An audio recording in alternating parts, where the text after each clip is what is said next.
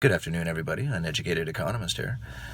I was doing some reading over the last couple of days and I came across a topic and I thought, that would be an interesting video. That was one that we should have a conversation about. And when I went to go do some research on this topic, I found that there is not a lot of stuff to read on Google about it. What this is Carter bonds.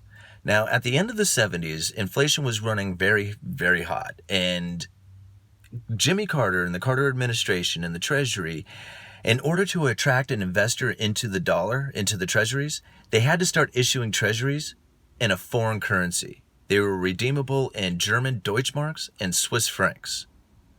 Now, if you go back a few years earlier than that, Nixon had severed the gold tie with the dollar. So basically, foreign currencies were able to redeem their dollars for gold in the United States up until the early 70s when Nixon said, that's it, we're not doing that anymore.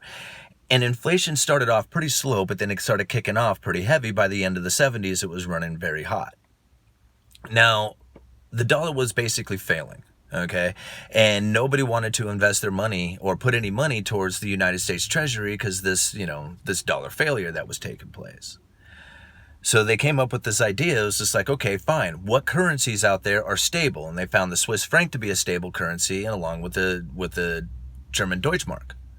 So they started issuing treasuries redeemable in those two currencies.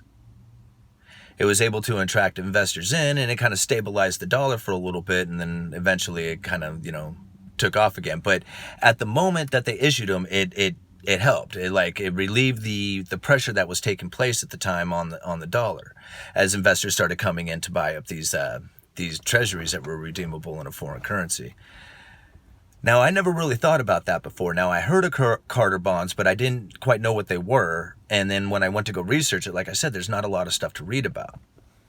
And now I think about the world right now and how many foreign currencies or foreign nations right now are issuing their debt using US dollars. Now, I went to go try and research that, and I couldn't really find straightforward answers on it. And so I got to dive a little deeper to kind of get into it and see what nations there are out there that are actually issuing their debt inside of US dollars. Now, I'd imagine probably most of it is corporations.